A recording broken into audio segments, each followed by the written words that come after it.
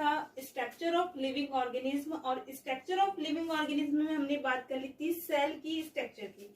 हम बता रहे थे कि सेल के मेनली 3 पार्ट्स होते हैं। आउटर मोस्ट कवरिंग थी इसकी सेल मेम्ब्रेन, सेंटर में जो सेल ऑर्गेनेल्स प्रेजेंट था उसे हमने कहा न्यूक्लियस, और न्यूक्लियस और सेल मेम्ब्रेन के बीच में जो सॉलिड और लिक्विड फ्लूइड प्रेजेंट होते हैं उसे हमने क्या कहा, cell organelles.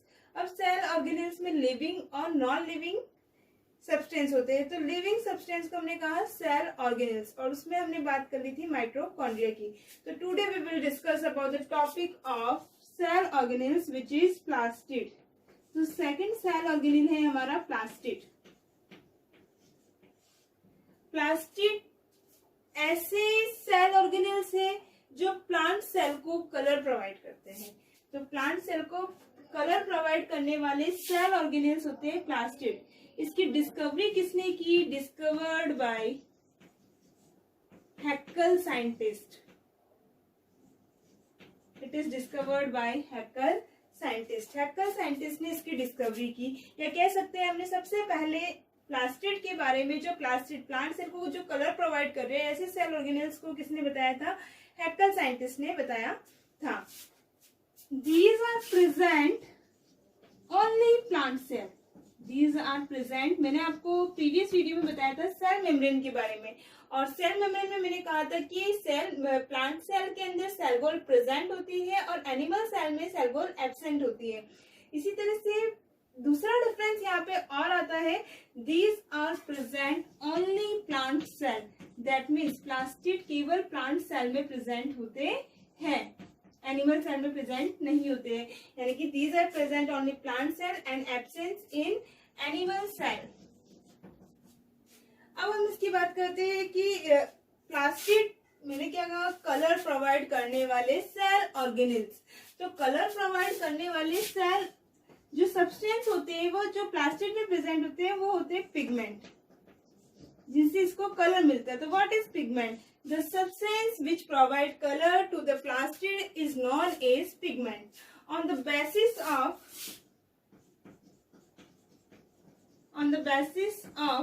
presence of pigment, plastid are 3 types. First of all, chloroplast, which is green colored plastid. Chloroplast, in this chlorophyll pigment is present. That's why it's contain green color. Next, chloroplast के बाद है chromoplast. It has carotenoid pigment. Third, leucoplast, which is colorless. इसमें colourless pigment present होते हैं। तो हमने classification पढ़ा, किसका क्लासिफिकेशन, प्लास्टिड का, on the basis of presence of pigment. Plastid are 3 types, chloroplast, chromoplast, leucoplast. Chromoplast green colour plastid in which chlorophyll pigment is present. Chromoplast in which carotenoid pigment is present, और carotenoid generally yellow and orange colour के होते हैं। Leucoplast colourless plastid है। ठीक है, तो ये तो हमने बात करी थी प्लास्टिड की क्लासिफिकेशन के बारे में। अब हम बात करते हैं स्ट्रक्चर के बारे में, प्लास्टिड की स्ट्रक्चर क्या है। ध्यान से देखना, मैं डायग्राम के थ्रू ही आपका स्ट्रक्चर एक्सप्लेन करूंगी। Structure of plastid, it is a double layer cell organelles. Organelles आपको दिखाई दे रही है, this is outer layer and this is inner layer.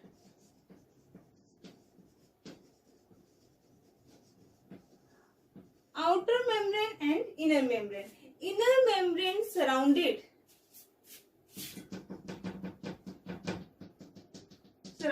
inner fluid. Inner membrane surrounded a fluid which is known as stroma. Inner membrane जिस fluid को surrounded रहती है उसे हमने क्या कहा, stroma. In this stroma a thin disc-like structure is present which is known as thylakoid.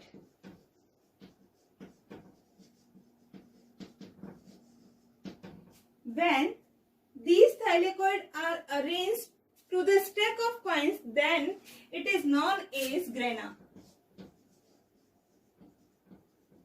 And two grana are connected with the intergranum septum.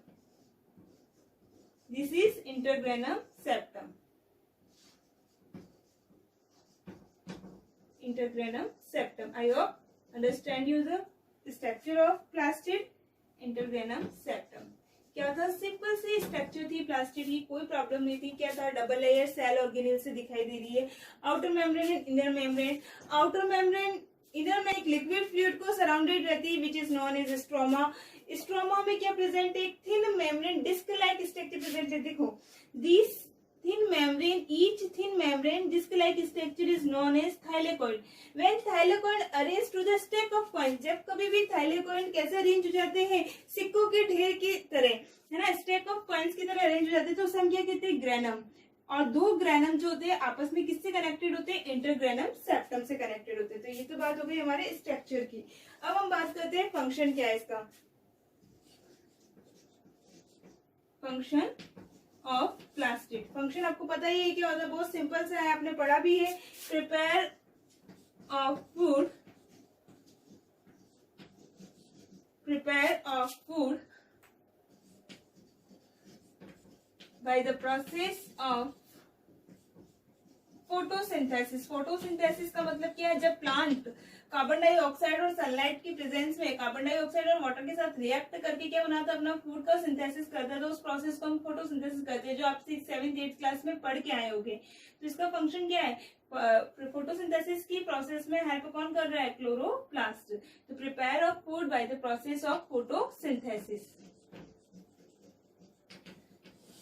Very important. अब देखो ये फूड का प्रिपरेशन कर रहा है, इसलिए इसे किचन भी कहा जाता है, किसका, सेल का। It is also known as the kitchen of plant cell. ठीक है, तो ये तो हमारा एक सेल ऑर्गेनेल्स कंप्लीट होता है। जैसे माइटोकॉन्ड्रिया हमने पढ़ लिया है, प्लास्टिड हमारा कंप्लीट हो गया है। नेक्स्ट हमारा आएगा third, endoplasmic reticulum.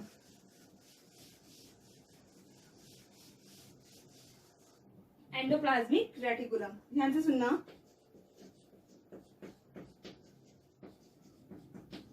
Endoplasmic reticulum, देखो it is a cell, outer membrane which is known as cell membrane, centre part of the cell is known as nucleus. अब इसकी डेफिनेशन सुनना ध्यान से, किसकी, एंडोप्लाज्मिक रेटिकुलम की। Endoplasmic reticulum the fine tubules network, छोटी छोटी ट्यूब्स का network. The fine tubules network present between the cell membrane and nucleus is known as the endoplasmic reticulum। ध्यान से सुनना आप लोग, मैंने क्या कहा, छोटी छोटी ट्यूब्स का ग्रुप जो किसके बीच में प्रेजेंट होता है, सेल मेम्ब्रेन और न्यूक्लियस के बीच में प्रेजेंट होता है, उसे हमने क्या कहा, endoplasmic reticulum. These are endoplasmic reticulum. Two types की एंडोप्लाज्मिक रेटिकुलम होती है। These are mainly two types, rough endoplasmic reticulum, smooth endoplasmic reticulum। rough endoplasmic reticulum, those endoplasmic reticulum in which ribosome are present। देखो जिस पे मैं ये ribosome बना रही हूँ वो कौन सी एंडोप्लाज्मिक रेटिकुलम है, rough endoplasmic reticulum. Those endoplasmic reticulum in which ribosome are present is known as rough endoplasmic reticulum, and its function is the synthesis of protein। synthesis of protein, protein का synthesis करना। Next है smooth endoplasmic reticulum in which ribosome are absent is known as smooth endoplasmic reticulum। ribosome are absent function क्या है इसका? Simple सा function है synthesis of fat and lipid molecules, fat and lipid molecule. तो you understand the endoplasmic reticulum. Endoplasmic reticulum क्या होता है? The fine tubules network present between the cell membrane and nucleus is known as the endoplasmic reticulum. It is mainly two types, rough endoplasmic reticulum and smooth endoplasmic reticulum. Rough endoplasmic reticulum in which ribosome are present. Function क्या है? Synthesis of protein. Smooth endoplasmic reticulum in which ribosome are absent. Function क्या है? Synthesis of fat and lipid molecule. अब अगर हम totally बात करें कि एंडोप्लाज्मिक रेटिकुलम का फंक्शन क्या है, तो ध्यान देना आप लोग. देखो ये सेल का आउटर पार्ट है सेल मेम्ब्रेन, सेंटर में न्यूक्लियस है और बीच में क्या होता है? साइटोप्लाज्म होता है. तो साइटोप्लाज्म से ट्रांसफर होने वाले सब्सटेंस को न्यूक्लियस तक पहुंचाने का वर्क कौन करेगी? Endoplasmic reticulum. तो ये हम लिख सकते हैं, it transport the substance of cytoplasm in the nucleus. It transport the substance which present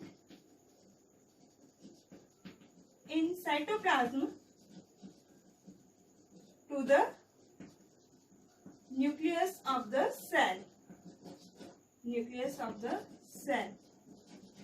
Second, it form Golgi body. It form Golgi body. तो ये इसकी क्या हो जाएगी? फंक्शन हो जाएगी. I hope you understand. ठीक है, तो ये तो हमारा हो गया एंडोप्लाज्मिक रेटिकुलम के बारे में. नेक्स्ट हम बात करते हैं थर्ड. देखो हम लोगों ने क्या पढ़ लिया है? माइटोकॉन्ड्रिया पढ़ लिया है, प्लास्टिड कंप्लीट हो गया, एंडोप्लाज्मिक रेटिकुलम हो गया.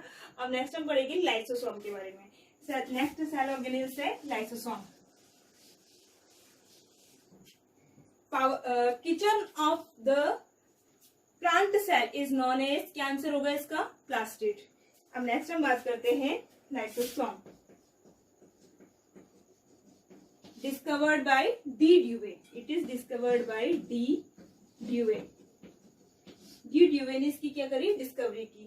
अब इसके बारे में बात करते हैं स्ट्रक्चर की. स्ट्रक्चर क्या है इसकी? ध्यान से ना. It is a single layer cell organelles. देखो plastid, mitochondria, double layer cell organelles, endoplasmic reticulum and lysosome, single layer cell organelles. These single layer cell organelles are surrounded granular fluid. ये क्या है? granular fluid. Contain hydrolytic enzyme. Which contain hydrolytic enzyme. देखो ये तो है granular fluid.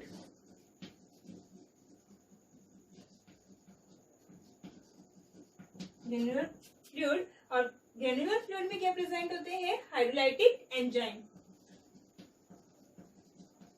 ये hydrolytic enzyme present होते हैं. अब ये हाइड्रोलाइटिक एंजाइम क्या करते हैं? जितने भी कॉम्प्लेक्स मॉलिक्यूल है कह सकते हैं फूड के, जैसे कि फैट, प्रोटीन, कार्बोहाइड्रेट, इनके कॉम्प्लेक्स मॉलिक्यूल को सिंपल मॉलिक्यूल में कन्वर्ट कर देते हैं.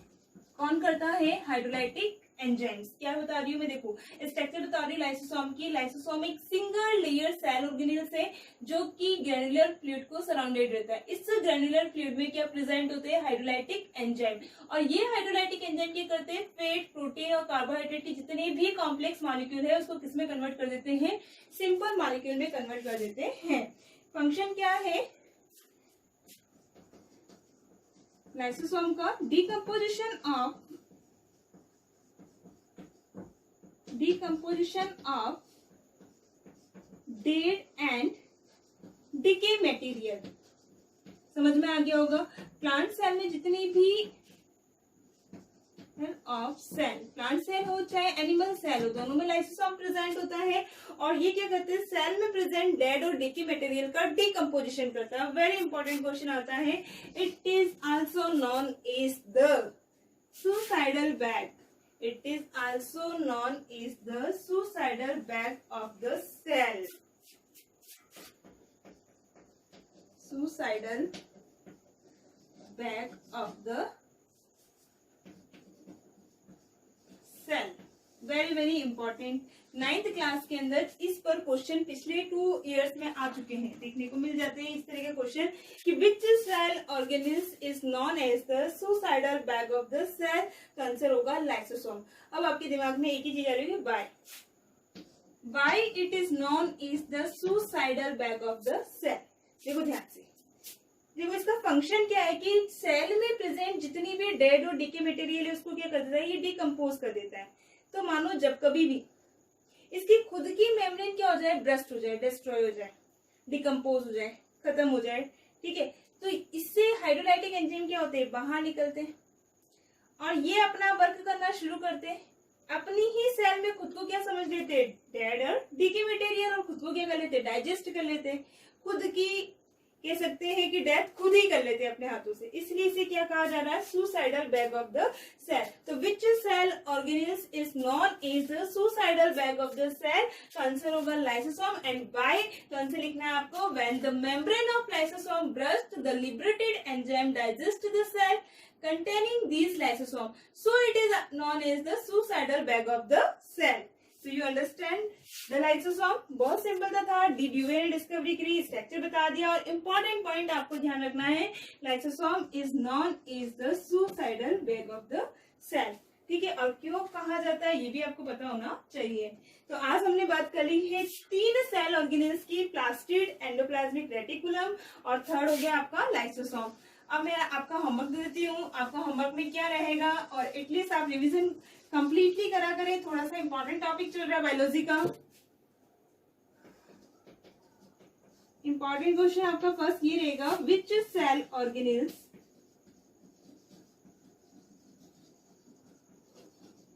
Is known as the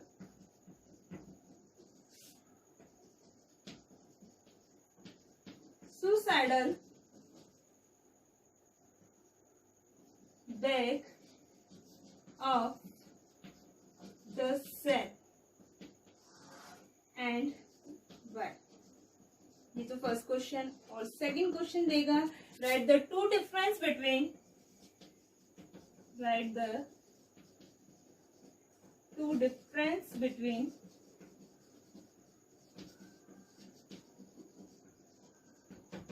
rough endoplasmic reticulum and smooth endoplasmic reticulum. ठीक है, तो ये आपके 2 क्वेश्चंस होमवर्क के लिए रहेंगे। Thanks a lot.